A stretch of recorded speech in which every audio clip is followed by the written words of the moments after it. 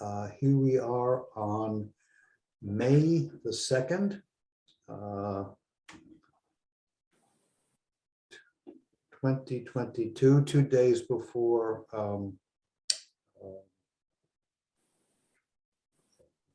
Star Wars Day, you know, May the 4th be with you.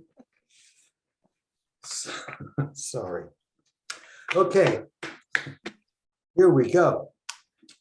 Now, the name of Milton Glazer may not be a household name outside of New York, where he was a very big deal, co-founder of New York Magazine, and a very influential graphic artist. Really a big figure in the graphic arts world, and a social activist through some of his posters. I had an in with Milton, who recently passed on in his late 90s, because my mother had worked as kind of den mother in the graphic studio that Milton co-founded. So figured now it's worth a shot. Sent him a letter, sent him a copy of the book, and he replied with a very, complimentary card. So I said, wow, this is good. This guy is connected. Maybe, we should talk a bit more. So I arranged a meeting, went up to his studio on the Upper East Side. And we sat down and talked a bit, because I was hoping for a more substantial endorsement that could put in the book, Well, he said, no, can't do it, Mike. Sorry. He said, I can't, it's just not that important to me what happened 5,000 years ago. I'm into what's going on right now. Okay. So how was I going to convince this guy that what went on then is what's going on now? That they're equivalent, linked. So there was no point in pushing,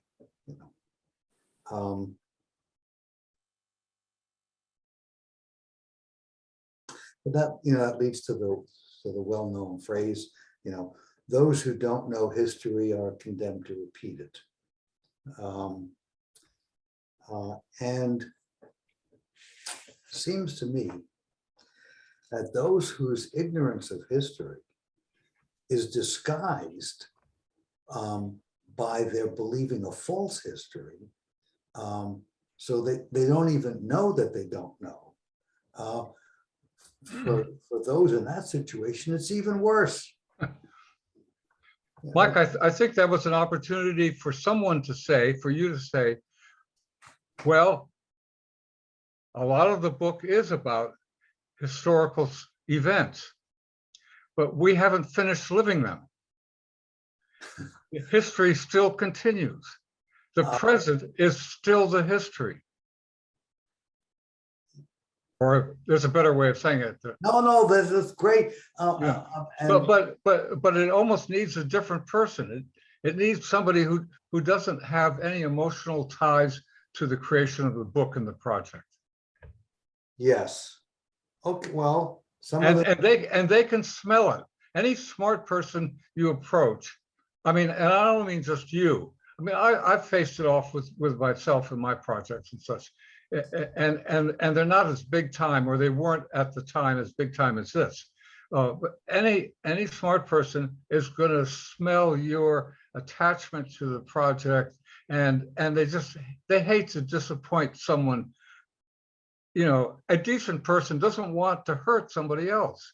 And so they'll go, they'll find some dipshit excuse, like this guy. It's all history and I'm more in the present. Give me a break, Milton. Where'd you memorize that from? Cub Scouts? You need, it has to be, it almost always has to be an agent that starts it. Oh, well, Just for that reason. Now, maybe you can get past that. Well, anyone and everyone who's applying for job of agent will be. Yeah, I know that's a tough part. Yeah, I'll be setting up those interviews soon. Yeah, who's good? But Well, often it's a publisher, but you self-publish.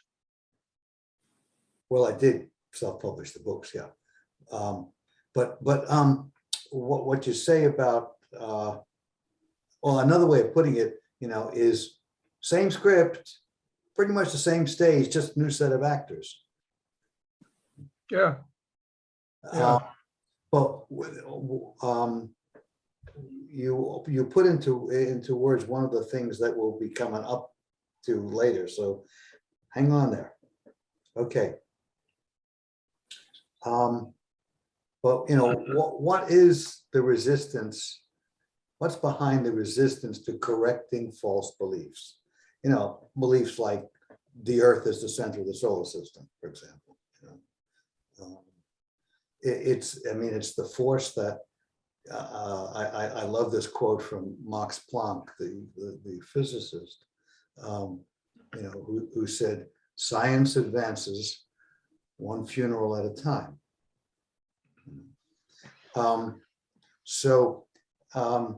Why this resistance?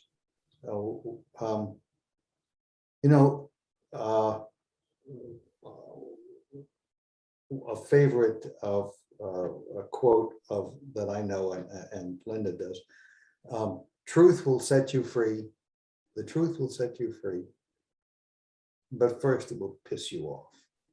It's attributed to Gloria Steinem, but I'm not sure that she actually said it or if she's the first, but it hardly matters, So what's going on there? Beliefs are thoughts, ideas that we love to hold, that we love to think. And that's given away by the Germanic root in belief, which is Liebe, meaning love. So we love to think. Now, we enjoy our view of the world. It gives us pleasure to, think that we understand what's going on, how things are, how things have been. And we have interest often, in elaborating that view.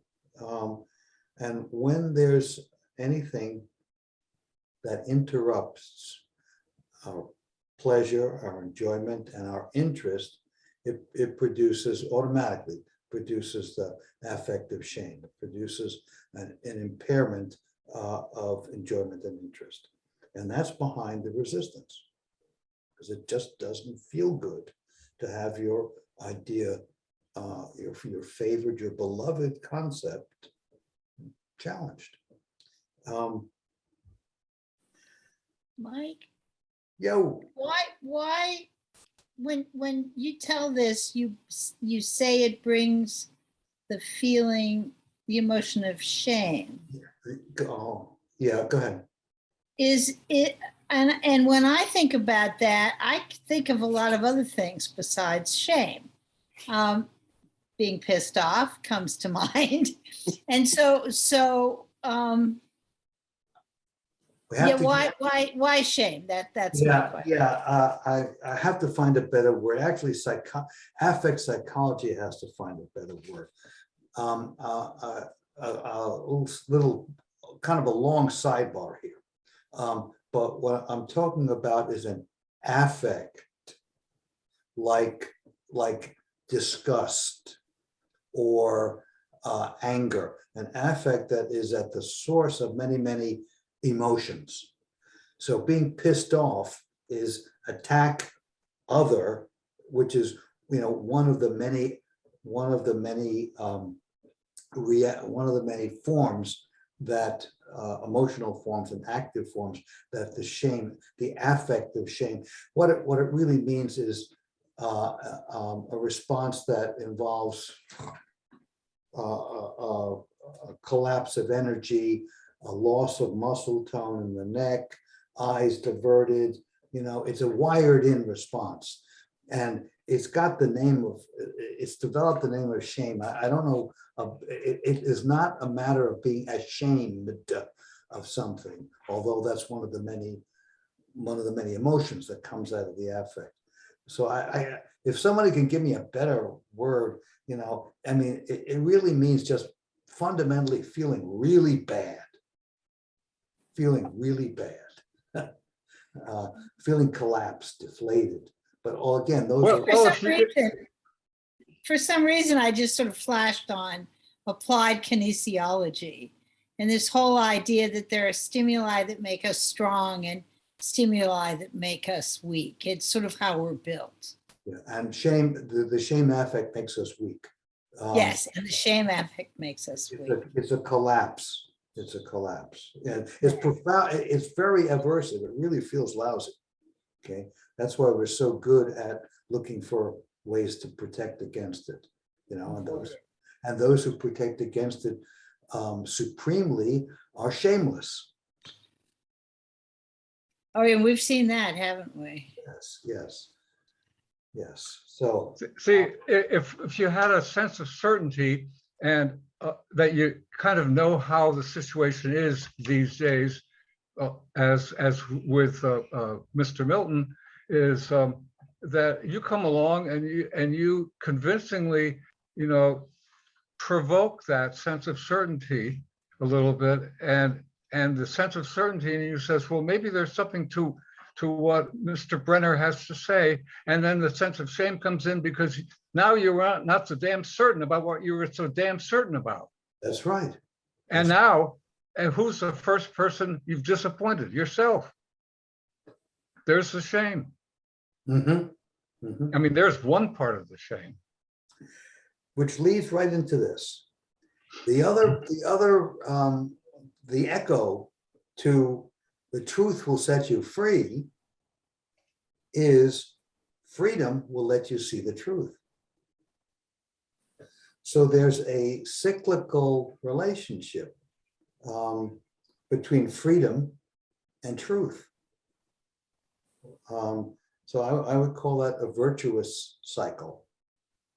A cycle in the light. And we're seeing these days pretty good example of the vicious cycle between tyranny and lie.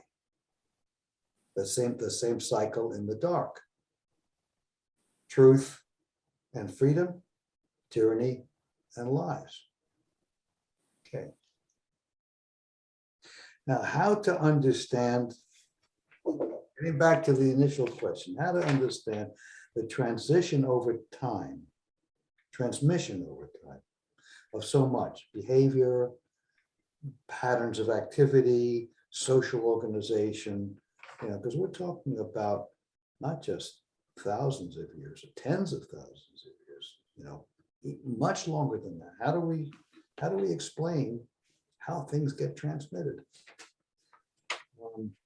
So far in preparation for this talk today, our talk, I came up with 7, but they're all interlinked and overlapping. But the list at this point is re-traumatization, the repetition compulsion, Sigmund Freud's term, more up-to-date psychological term is reenactment. The non-linear nature of time, that was what you recently referred to, I think, Jim. Story, custom, belief, which I'd call the collective conscious, and the collective unconscious, an aspect of the field that I'd like to talk about towards the end and at some length. I'm going to try to go slowly enough so that you feel you've got a chance to jump in, because these 7 points are really open to a lot of elaboration. So one, that I've posited had most of its start in our story, the Mesopotamian tale, in the repeated traumatization of the warriors, in the wars of the gods. But how does re-traumatization work? Well, you take a parent living in trauma, overreactive, oversensitive, but also in another sense, insensitive, out of touch, intolerant of frustration. And so he or she would traumatize the offspring, perhaps in big ways, or in multiple small t traumas, many little traumas, but both of either one producing another generation of traumatized people.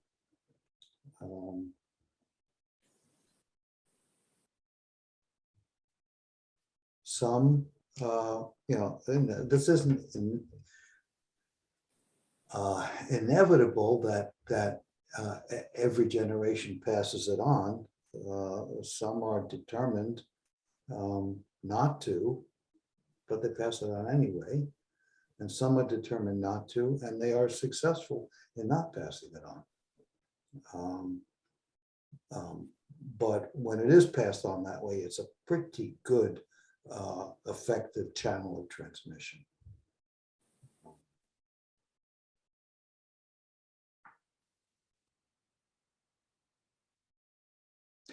A lot of the transmission in subpopulations that are hurting in a culture, that are deprived, the next generation gets the punishment through the parents that are being punished by the greater society. I mean, you sometimes can watch this happening in the mall, but it happens in a large scale too. So you have, the threat responses to a challenge to safety are fight, flight, and freeze. And fight becomes a way of life, becomes the way to be. So you have hyper masculinized, brutal cultures. We think about the Spartans, we think about the Cossacks, we think about gangs on the streets today. It's the way to be. It's accepted, it's understood, it's valued. Okay, and of course, given a tough enough social scene, it does have value. Living in flight and fear, that can get passed on also. And so, there are examples of passive and submissive cultures. We can see that having happened to much of the Jewish population in Europe after centuries of violence and persecution.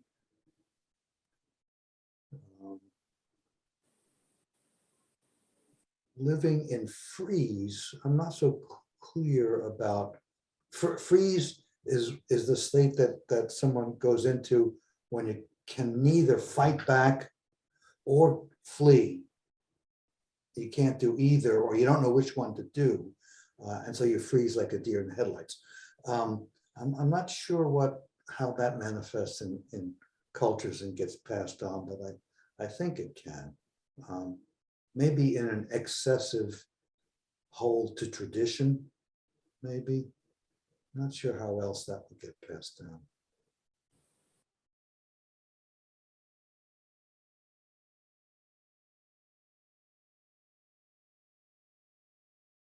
So we'll come back to this if anybody has any, further ideas about re-traumatization, about the passing on of trauma,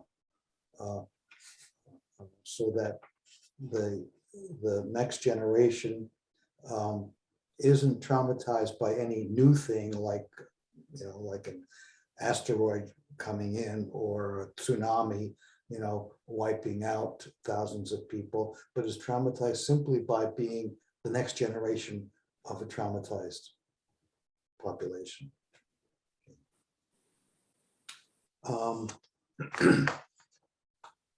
Okay. The next, and again, I think all of these channels of transmission are connected and some of them overlap others pretty nicely.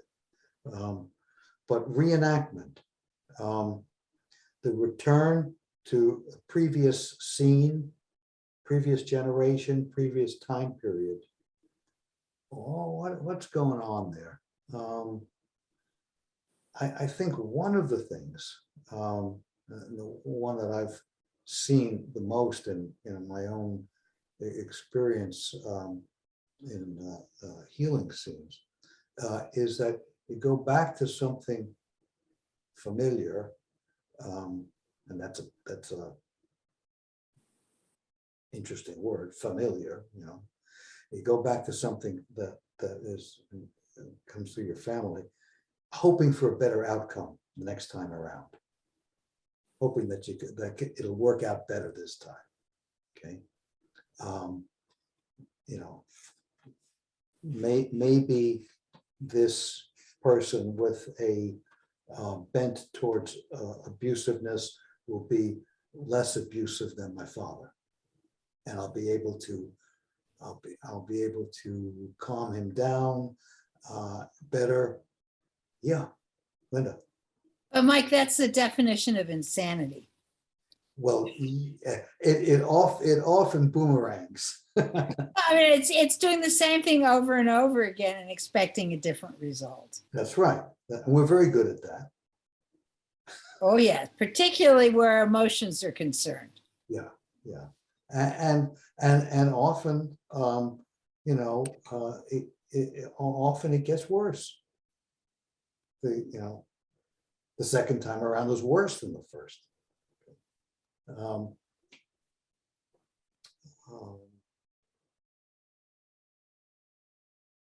So I think that's a piece of what we're doing as a race, hoping we can get it better, and also we go back simply because it is familiar, because it's known. I mean, we do have these circuits that favor familiar information, familiar patterns, So we do, in a sense, it's a habit. It's a bad habit, but we have lots of bad habits, and this is, and this kind of behavior is one of them. Okay. Now, this next channel of transmission, if I can call it that, is one that I don't have as much understanding of as I would like, but Jim, you touched on it. I would say it has to do with the non-linear nature of time.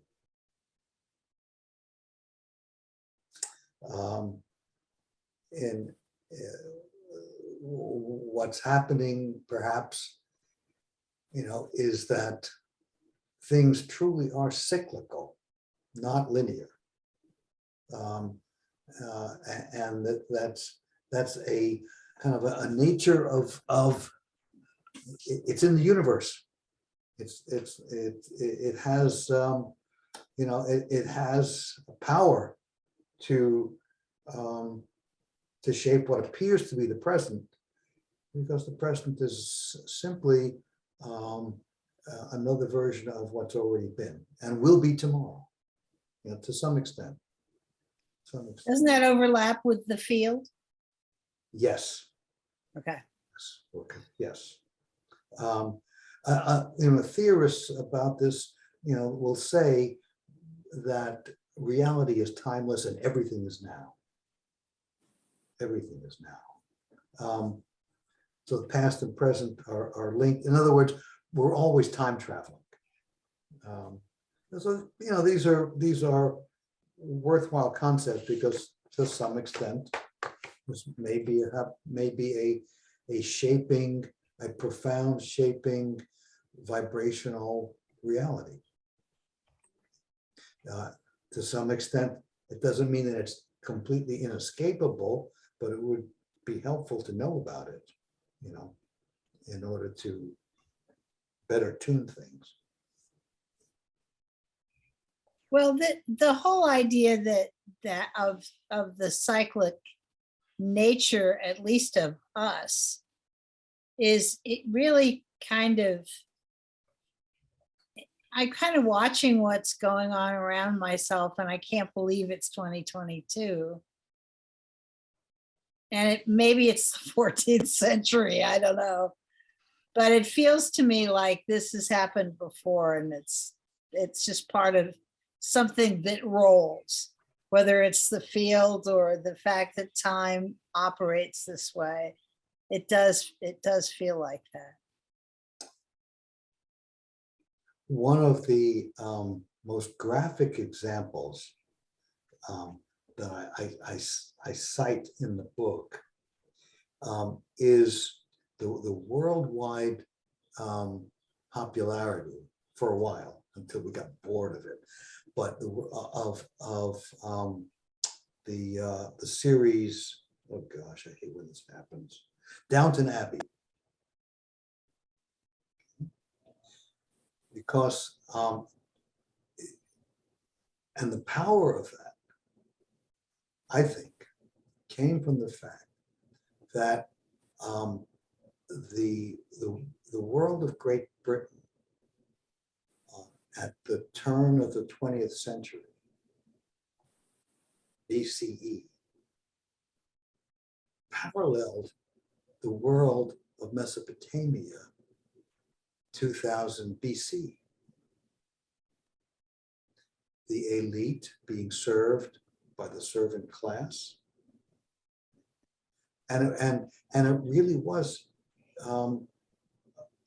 Britain really was to a great extent reproducing. This was not just a show, it really was reproducing what had happened 4,000 years before and earlier. In Great Britain at the time, more people were employed in service in houses great and medium size. More people were employed in service than in any other profession.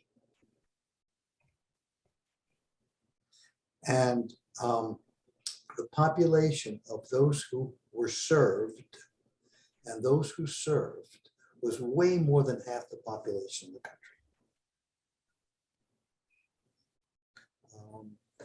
country.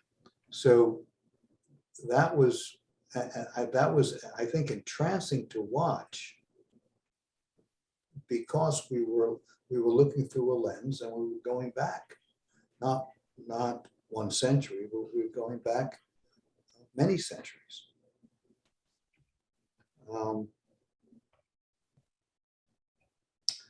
Okay.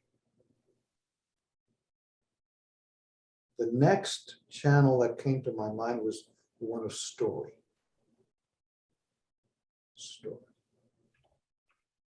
Stories as precious keepsakes from before, originally passed on orally.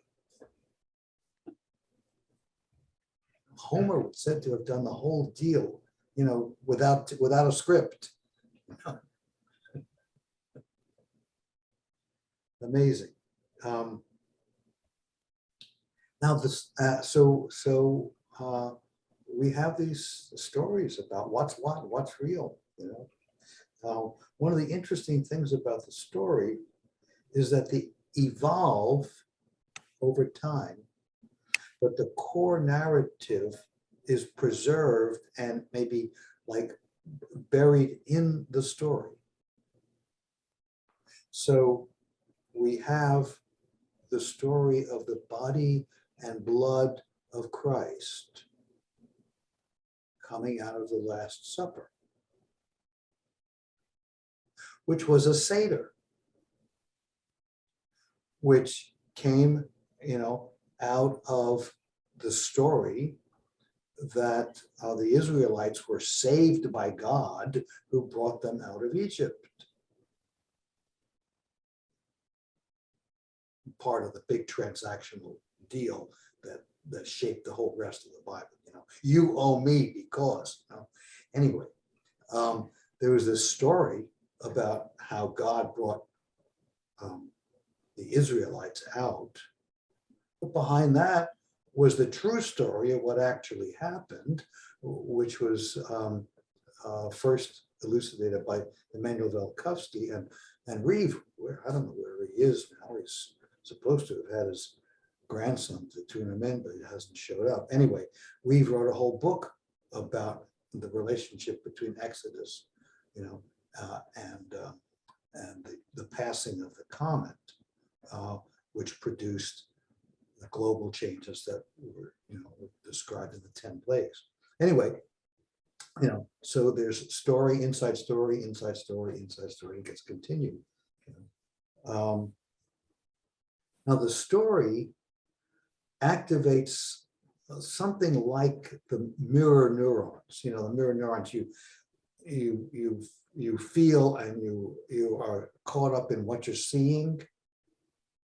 Well, in story, you can't help but become the character in the story. Don't you have this feeling when you come out of a powerful movie that you're still in the movie and that you're one of the characters?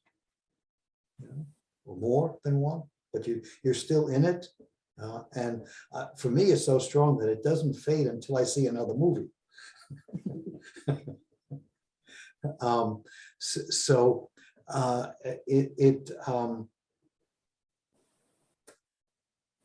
Anyway, and this is true even if you know that the story is fictional. You will still have a pull to be behaving like and thinking like some character in the story. So we value the stories, and the stories shape us. And even if the story is fictional, and even if the story is thought to be true but is actually false, which is where we are for the most part when it comes to the story of the human race. Then related to story is custom. Let me try to fix the light here a little bit more. Excuse me. It's better. Custom. The power of custom. There's this early scene in Moby Dick where Melville is getting across the symbology of the custom house, the power of the custom house at the port. Anyway, so custom, ceremonies, costumes, recipes, things that that are passed down and preserved, and that we give a lot of value to. Customs like courtship, marriage,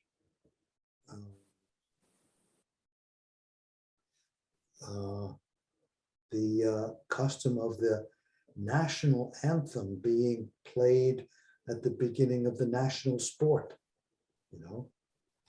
and some of the anger that got stirred was some of it was simply breaking a custom. Aside from all the meanings that were put on it, some of the energy there was simply breaking a custom. This is the way we do it here.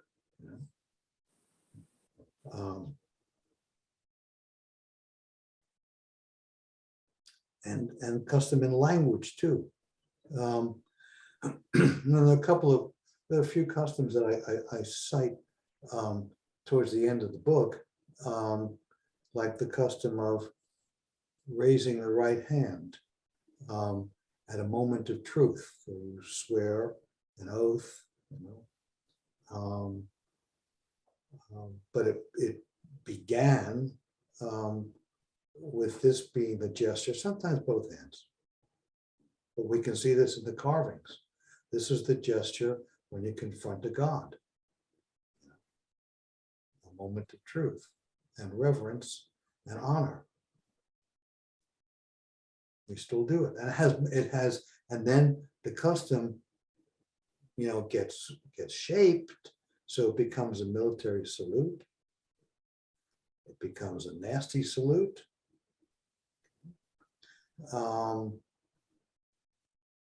Becomes a priestly gesture. So it goes the other way, coming from the revered figure to the, to the populace.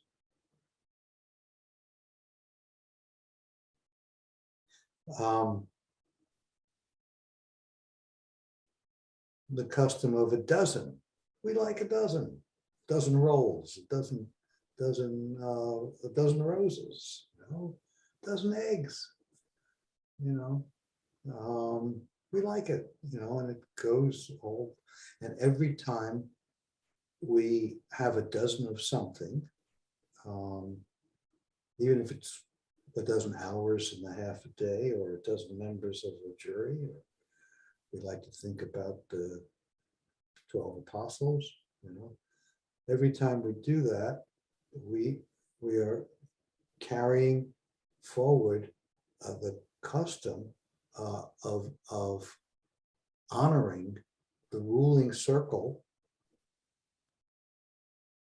of the 12 gods, Mesopotamian, but later Greek, later Roman, always 12. And so when we have a dozen eggs, it feels good. Just like it felt good, to have a dozen gods looking over us and making sure the world worked right. And for them, actually, interestingly, I believe that they kept that circle of 12 because they did think that helped the world be better. Tune in, because 12 seemed to be the ruling number for this solar system. They counted 12 bodies, starting with the sun and ending with Pluto, including Nibiru. They counted 12 major bodies, and they had the 12 signs of the zodiac, so and actually there were, anyway, so they were in harmony with the cosmos by keeping a circle of 12 lords as the Supreme Council.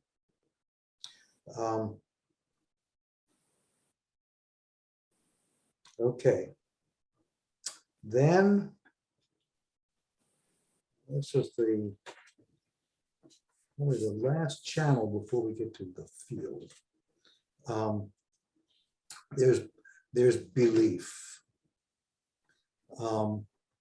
and belief is a powerful way of transmitting the past into the present. One is that the belief that the other group, the other culture, the other nation, the other religion, is the problem. And that has its start, as far as I can see, in civilization, with it always being the lord of the city, the Anunnaki lord, supported by the human king or the demigod king that he'd anointed, finding the other god and his followers in the other city to be the problem, because they had gold that we could use, and it was always the the worshipers of another god that were the problem and needed to be killed, and that went on and on and on and on. And it's documented, well documented in the tablets over and over and over again, hundreds, thousands of years. So the other is the problem.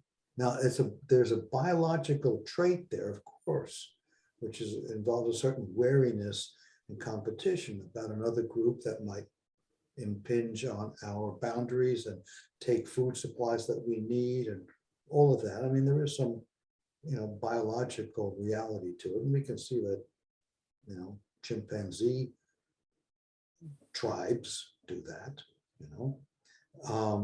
but it becomes warped and magnified in civilization because of the imposition of the Anunnaki's culture.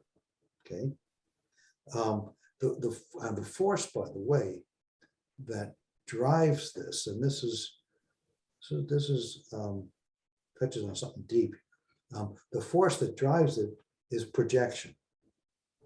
The other becomes the entity, the person, the culture to wipe out, to defeat, because they absorb, inherit, you might say, the aspects of us that we can't stand, that we can't tolerate, and we put it on them. They are the ones who are greedy, they are the ones who are lustful, they are the ones who are dishonest, not us. Oh no.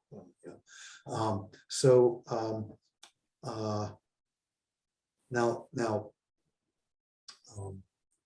one of the deep ways in which that projection is working insidiously is that one of the aspects of the shadow side that we can't acknowledge, if I understand things right, is the original identity of human, of subject, slave, servant, an unempowered servant.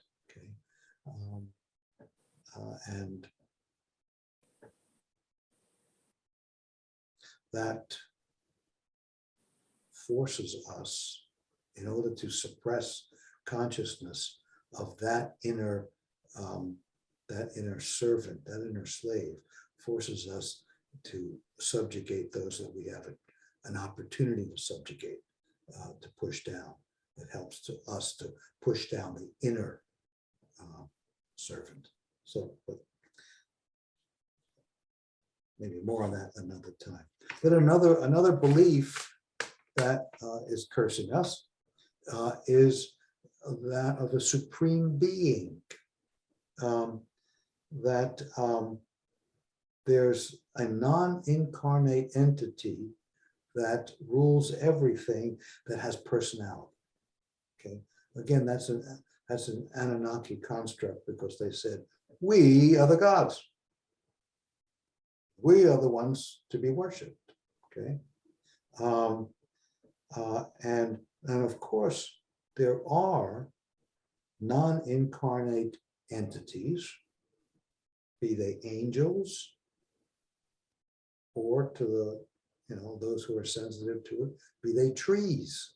Okay, and there are non-living material entities, I believe, like the planets that have personality.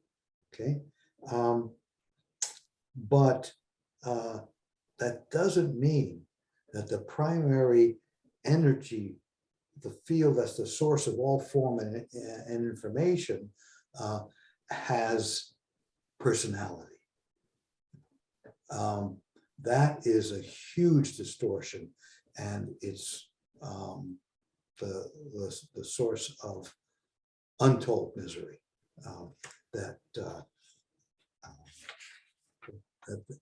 Because then we wind up, having to please God,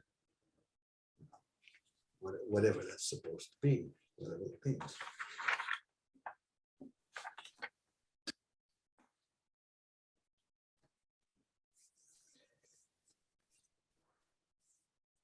Okay. The last piece in this series of transmission channels, for want of a better word, the field. I mean, there are other words, but it all depends on where you're coming from.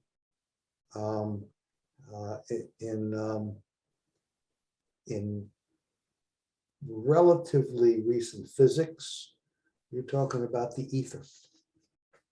In ancient physics, we're talking about pneuma in Greece, and ruach in the Hebrew tradition. That means the holy wind. Okay. In the Orient, chi and prana.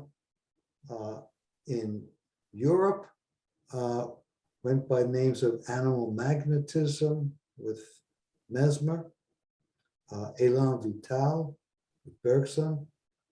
There was a philosopher named Reichenbach, called it the Ode. Reich called it the Orgone. Okay. You could say the infinite intelligence. That was the morphogenetic field and more recent science. Who was the guy who coined that phrase? Sheldrake. Rupert Sheldrake. Sheldrake, right, thank you. And you could say God, although, I think it's best not to, because God has gotten a bad name. So is this synonymous with the one? Yes, that's another word I forgot to use. So it's the one. Okay. Plato talked about the one, but the funny thing, That would be the Tao. the Tao is, you might say, the course of living that's defined or shaped by the one. So the Tao is what you do. No, the Tao is that which can't ever be described because it's outside of description. It is that which informs it sounds like the same thing. So in practical terms, if you think of this as a virtual reality, it's the real reality that you step into when you leave this one. And it makes sense that from different human points of view, you'd emphasize different aspects of it. So Sheldrake would think about, its biological shaping aspects, and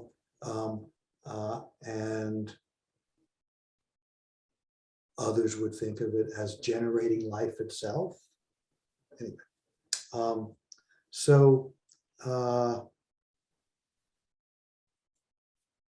gonna,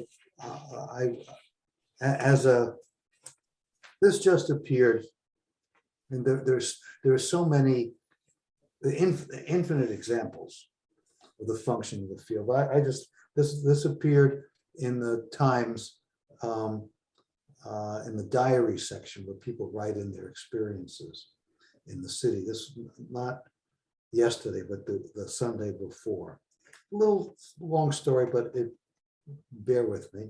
So, as courtesy meetings go, it was disastrous. Afterwards, I staggered through the streets, feeling as though everything was going against me. After giving me many hints over the years, I thought the city was clearly telling me once and for all to get out. So that was the message from the field of the city.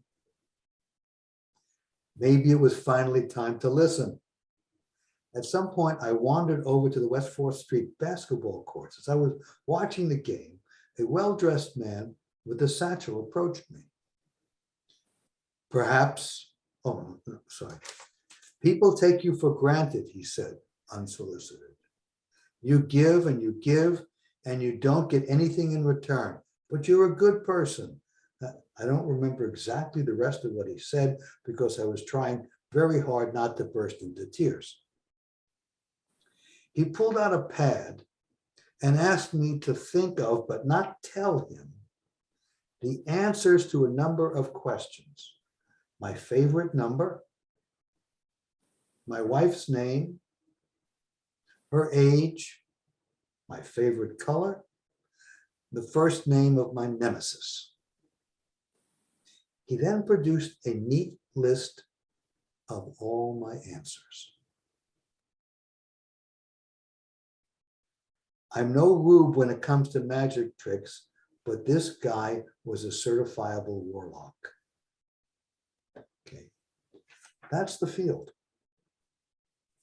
Some people have gifts to make use of aspects of it like that. Okay. Here's another example. I hope this comes through. See this shape and this shape. Don't they look like organisms? Don't they look like living entities?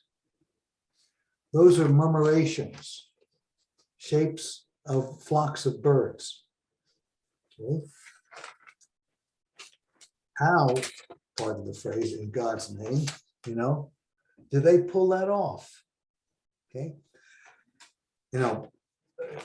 Conventional science, conventional biology assumes that there's communication from wing movement to eye to brain to wing movement, and it passes through the flock that way, and they communicate with each other neurologically.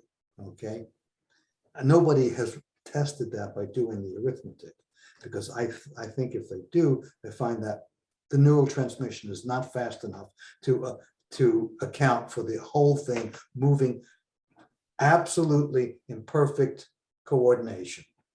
Okay, the animals are in the field, and it's the field which is their way of communicating with each other instantaneously. Now, and that's one of the natures of communication within the field, that it is instantaneous.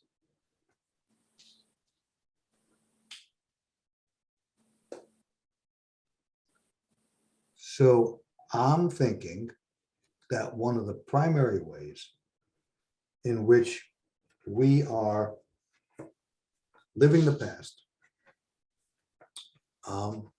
is by being immersed in this timeless field.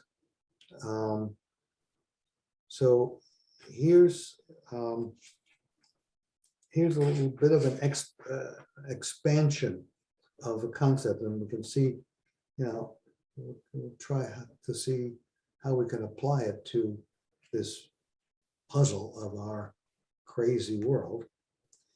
So around the turn of the 20th century, the vitalists were finally defeated.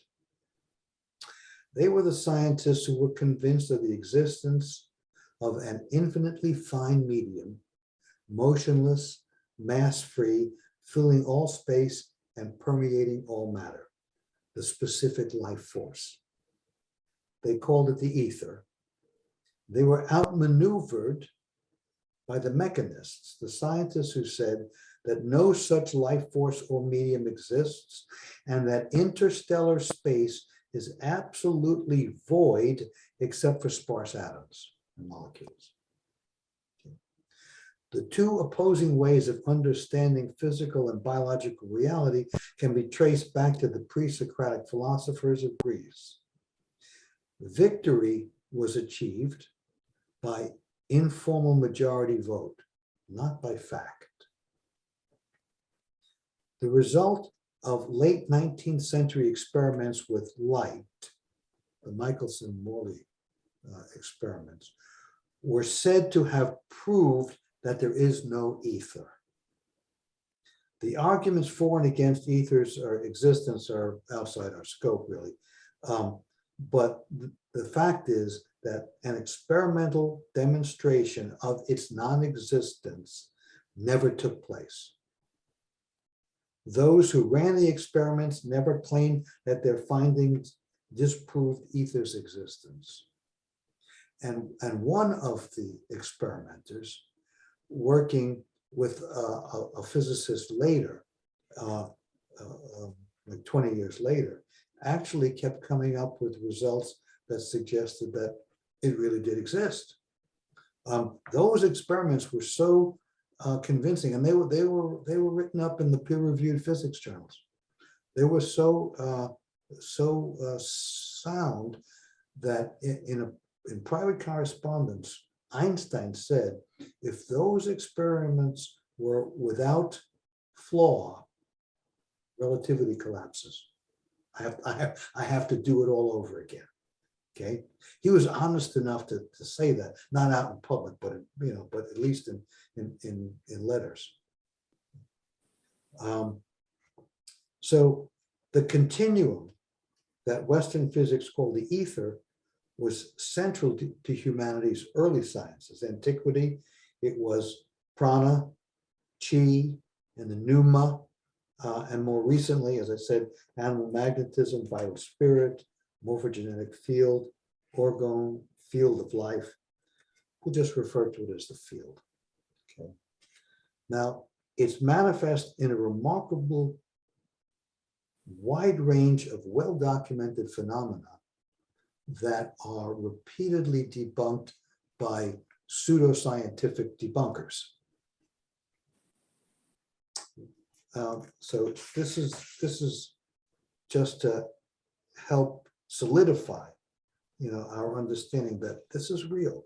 This is not, and this is real and is fundamentally important, and the fundamental flaw of conventional thinking and much of conventional science. Healing with prayer. Now, studies have shown that praying can speed recovery from illness, even across long distances, and without the patient knowing anything about the effort that's being made. Energy healing. Hands-on methods involving focused intention can relieve pain and significantly alter the course of an illness. Shamanic healing. Appealing to ancestral and communal spirits in ritual can resolve physical and mental conditions, both acute and chronic. Psychokinesis. Small objects can be moved and shaped by intention. The motor manifestation of the field, is claimed by some martial art masters who say they can use it, to move the opponent, and that's caricatured, of course, in Star Wars with Darth Vader choking people at a distance. Electronic anomalies. This is very solid, and it was demonstrated in an engineering lab in Princeton like 30, 40 years ago. But it's such an anomaly, that it's buried and forgotten. I once had an argument with a scientist about it. He said, but anyway, computer applications that generate strings of random digits, and these are useful for statistical purposes, to have 1,000 digits randomly chosen. Those strings can be influenced by thought to increase or decrease how often a selected digit appears. In other words, somebody who wants number 6 to appear more than it should, a gifted person can actually affect the machine. Biological anomalies. The electrical resistance along the surface of a leaf can be affected by the thoughts of a person who's near the plant. This is called the Baxter Effect for Cleve Baxter, who started out as a lie detector expert. Clairvoyance, people can know about distant events in real time. Precognition, persons can have knowledge of events yet to occur. That can happen in waking life or in a dream. Localization. Dowsers can find missing objects and also missing people by using maps. Pets can cross expanses of unfamiliar terrain to reach their owners. There's no way to explain any of these phenomena except through the very real functioning of the field. Animal communication, I think I mentioned this last time or the time before, slime molds to masses of thousands of undifferentiated cells efficiently navigate mazes in search of food. And we just saw the large flocks of birds and also schools of fish moving like a single organism.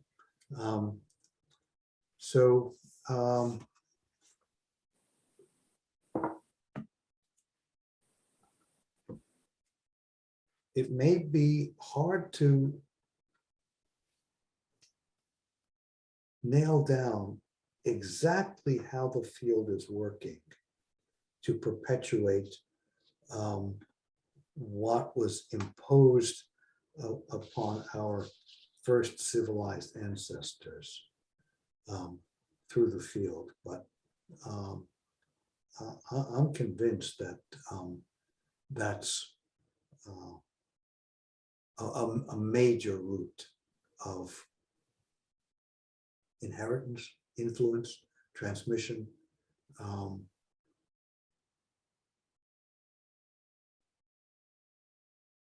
Don't know how to prove that though, but I don't know that it's necessary.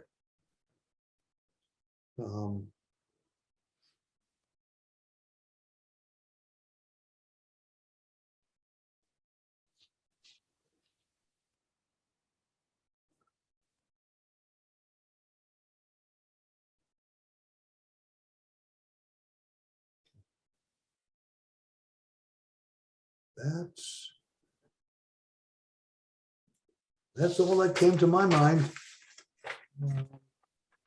about transmission.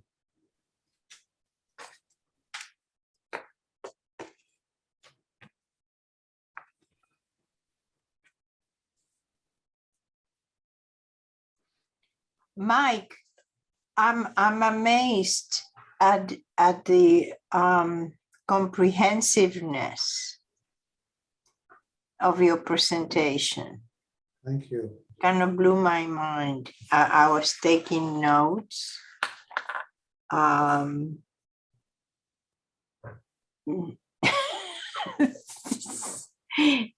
think I need to take it chunk by chunk by chunk.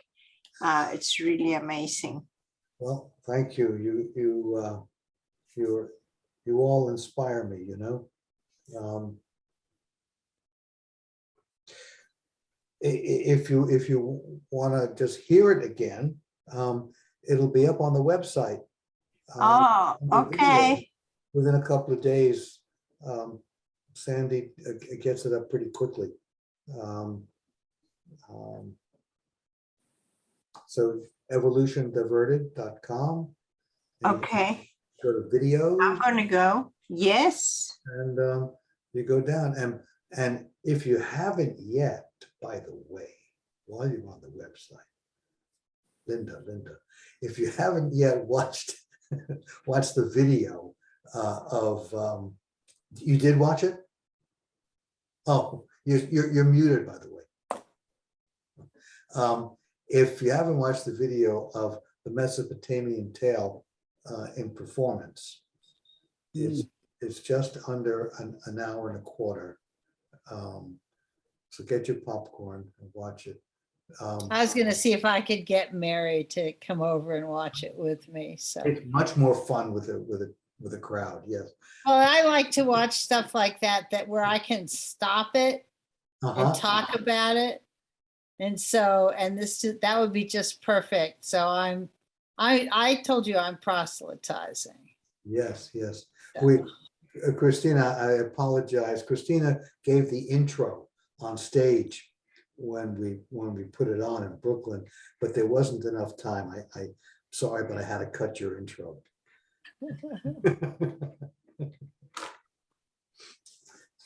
You know, producer's privilege.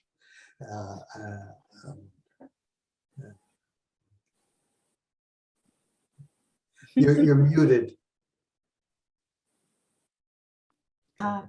I'm saying after your lecture, I refuse to be offended.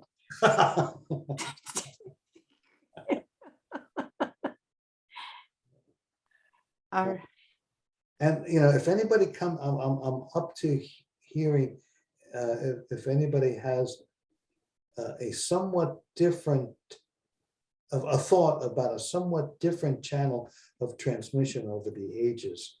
I'm not sure where this will go. I mean, this probably could be an article, I guess, but right Well, now, the one piece that's not there is the deliberate passing down of lineages who know who they are. The Illuminati model, if you will.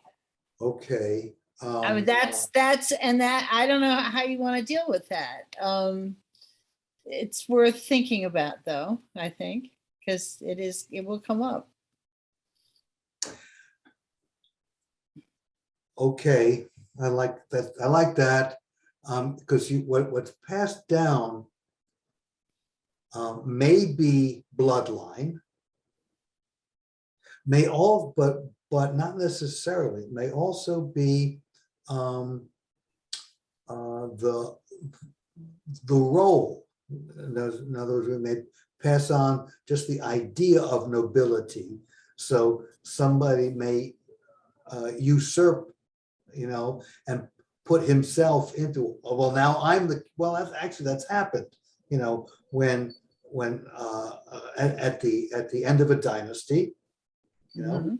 a new dynasty comes in and they say, we're the lords now. And beforehand, they may have been nothing but the king's baker, but somehow, through poisoning or whatnot, they got in charge. Well, and the bulk of people accept it, which is the piece that makes it work, right? Yes, we expect to look up to somebody. We expect the habit is that there's going to be somebody there that, I mean, we were talking about this today in our culture, the idea that there's a third of the population that seems to need somebody to tell them what to believe, even though that somebody is kind of ridiculous, but they don't seem to see that. Yeah, it doesn't matter. Well, it's something about his expectation of did you say this somewhere that it mimics the gods and their expectation of being worshipped? Well, I think that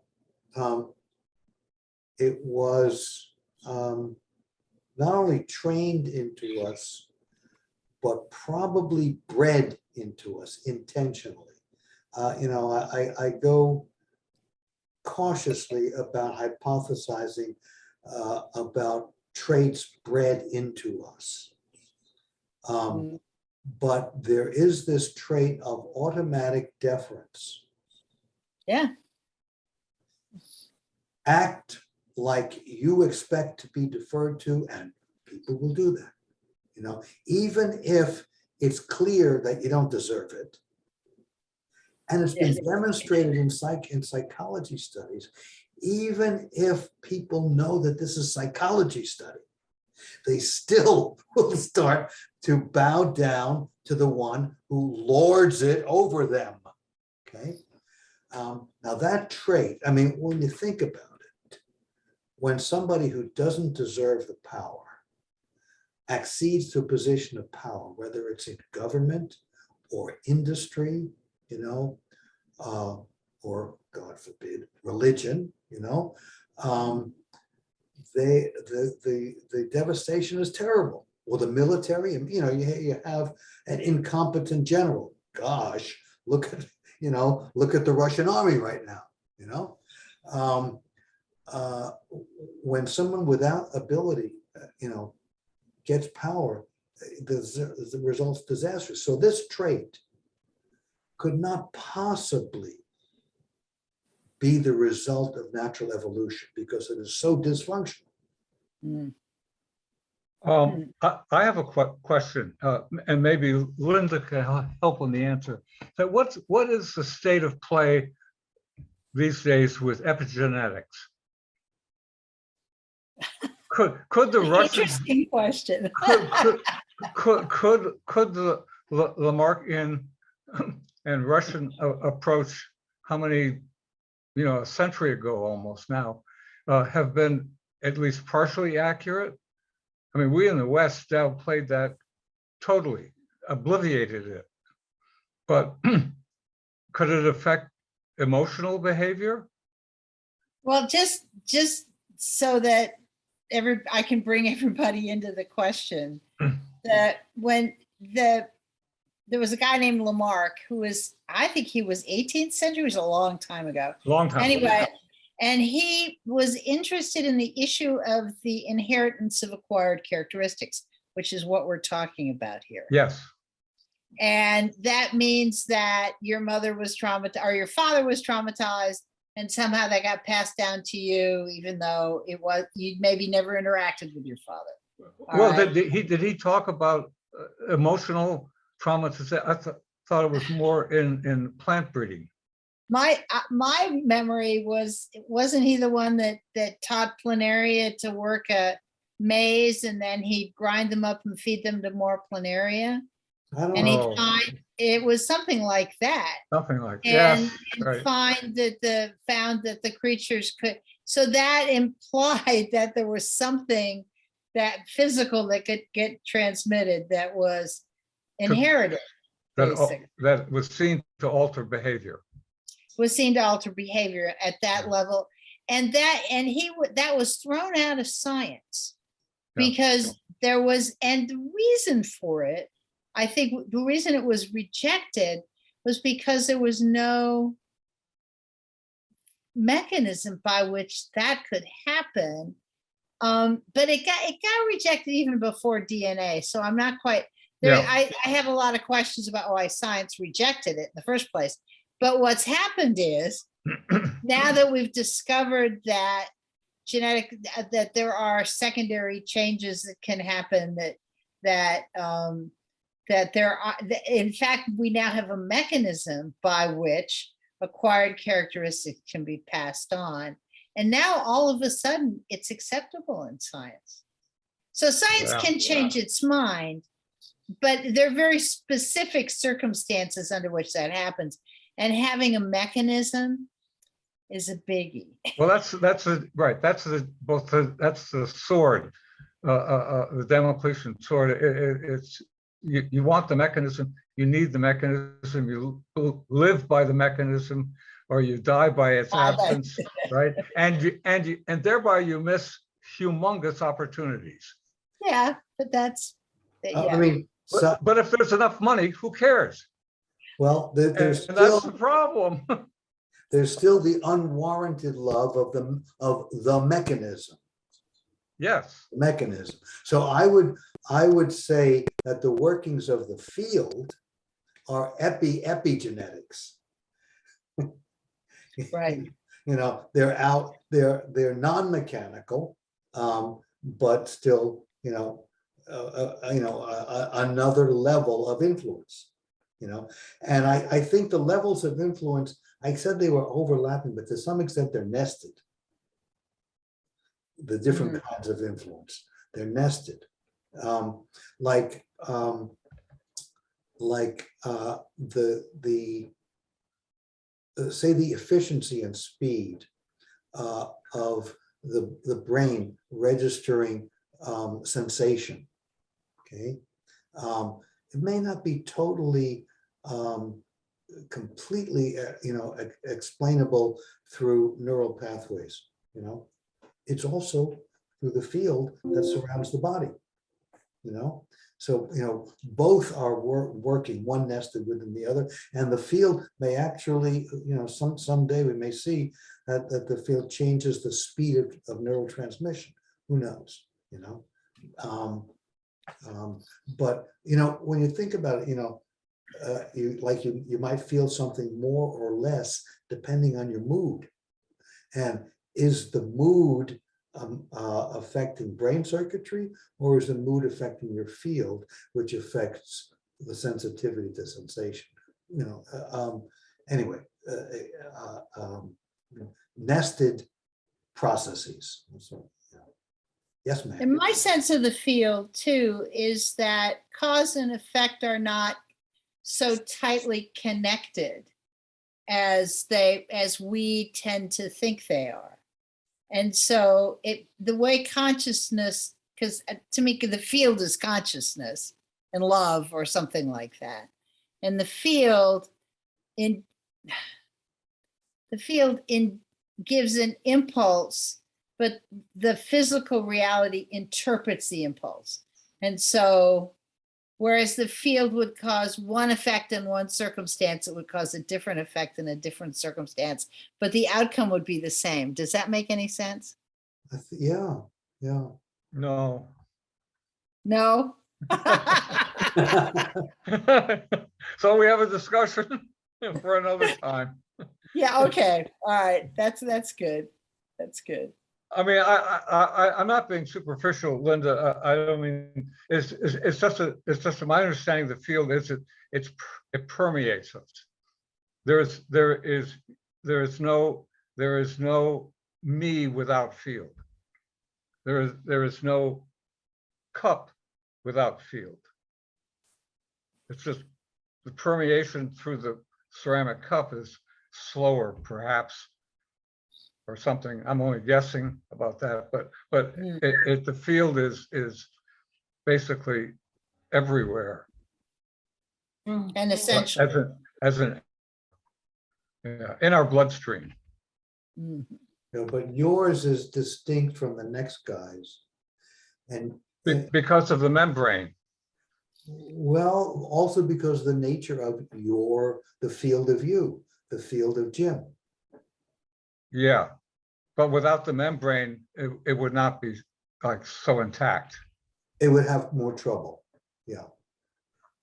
Field in a valley mist is just as extensive until the mist itself is dissipated. Yeah, but see, like it or not, your field is also embedded in the field of your family. Sorry. Like it or not. Like it or not. Right. You want to get into that? Right. You're also embedded in the communal field of Stroudsburg, Pennsylvania. Sorry to have to point that out to you. Or Atlanta, Georgia. Or right. Yeah.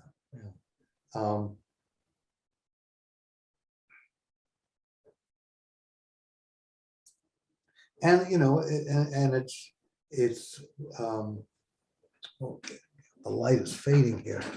And of course it's very palpable, All right, let me give you another example of what I meant. Just one more quick thing.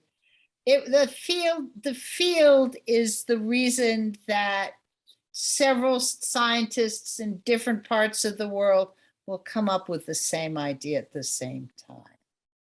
But they come up with it in and have different ideas about how to test it or what it means. But there's it's a synchronicity. Science works like that a lot. So I experienced the same phenomenon a few times in my work in architecture. Yeah. I would come up with something, some structural system or some, I would do it. I say, wow, this is great innovation.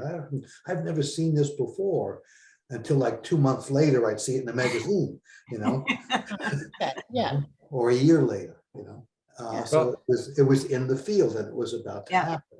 Yeah. Okay. Yeah. That's what I'm talking. Yes. That's what I've forgotten, but isn't there a controversy over really who first developed calculus? There was Yeah. a French mathematician working seemingly without knowledge of Newton, and Newton was cranking away. And I've forgotten who first published, but it was basically, from our viewpoint, it was simultaneous. simultaneous. Yeah. Mhm. And that happens a lot. I mean, look at the Pfizer and Moderna vaccines. These are entirely new ways of making vaccines, and they've just popped up simultaneously. It's the time. It's not just what's possible, but the field brings it forth. There wasn't any leakage from the one company to another. Well, I mean, the science was published, but it's to me, the fact that they got there the way they did so simultaneously is really kind of bizarre, to be honest. Look at the worldwide spread of autocracy now. All right, and that's another one. And the It's in the question, field. that's back to Yeah. time being circular. Are we going back to 1939? Well, Mark Twain may not have been much of a scientist, but he had a poet's way of describing things sometimes. And I've Yes. forgotten the subject that he was focusing on, but he said, history may not repeat itself, but it sure rhymes. It rhymes. And this idea that one person could tip in at exactly the right moment, because leaders don't create movements. Leaders step in front of the movement that's forming. And to be a leader that enables this sort of wave of grievance to break on our shores is and it's so similar. I mean, except that, are we in as bad a shape as they were in Germany in the 30s? I don't think so. But So I send a little message through chat because I have to leave, but it was amazing to meet you all. And thank you, Mike, for a wonderful class. And we'll keep on talking. Okay, Thank see you you. next time. Now, just a word before Christina leaves. She actively works in the field, doing family constellation work, which is bringing in the ancestral field. I've done constellation Yeah. work. Is that still going on? It still is, Oh, and Christina's going to be coming down here to Philly to facilitate a workshop. So I've been doing for 10 years in India. Not only is it going on, the guru of trauma has picked up on it like 20 years Good. later. Yeah. But it is, I've been doing this for 22 years now, and I am amazed at, they're really, I mean, their ancestors that come 3, 4, 5 generations to give message, and the connection between them and present moment is real. And whatever is not resolved, it travels epigenetically until somebody processes it. Yeah, yes. That's an experience. It's really, an amazing opportunity to be in the field. Oh, I'd love to hear more about that. Thank you. Okay, you let me know and I'll do something. Okay, thank you all. It's been Hey, thanks, nice to Christina. meet you. Bye. Bye. I would, it may be a play on words to say it's epigenetics or supra epigenetics, but anyway. Okay. Well, you know, I'm not sure how these things manifest, Yeah, to be honest. the cycle business, there's a book that's, it's like it has it way too systematized. It's like what they are presenting is too good to be true, but it's called The Fourth Turning. And it's all about how through the generations, there's these heavily repeating cycles. I got it here.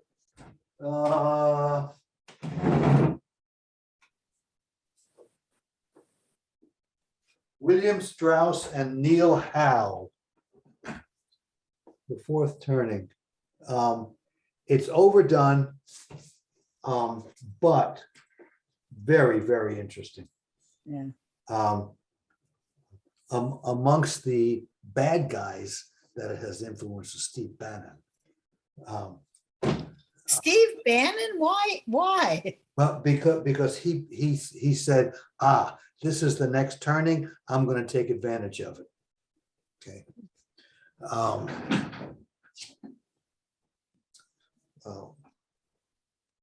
When asked about that in an interview, one of the authors said, "Oh, we don't know the guy, you know, they don't know anything about him." Hmm.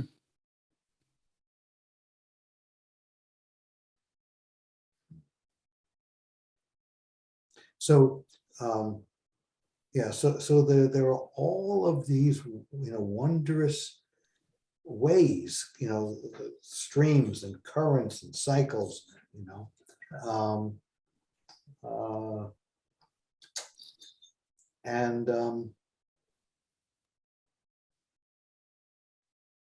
To some extent, there's some predictability and probably more unpredictability than there is predictability.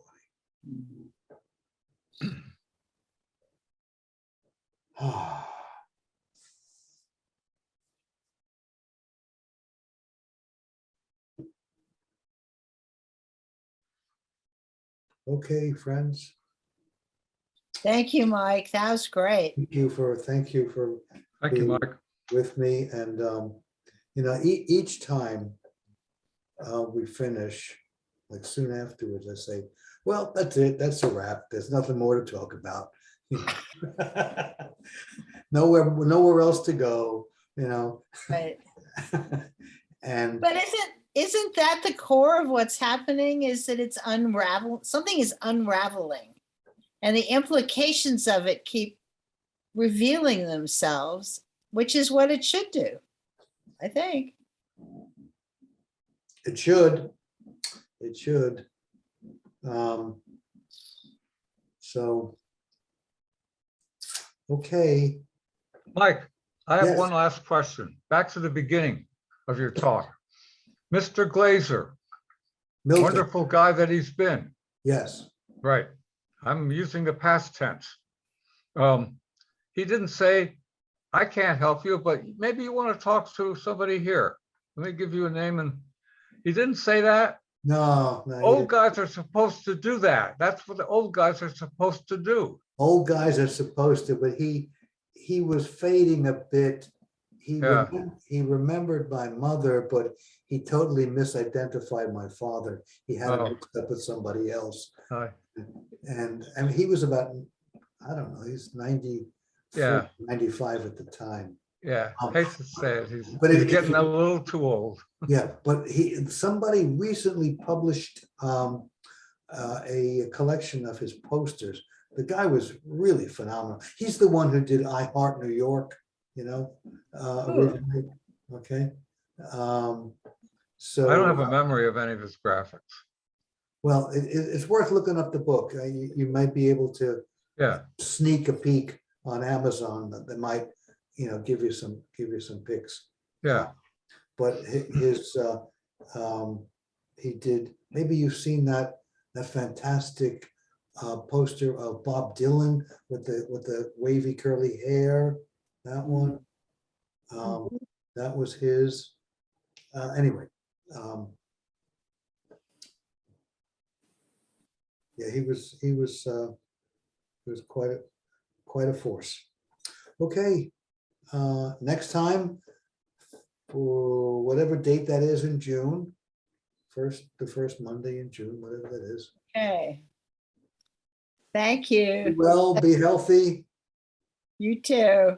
Okay, So blessings.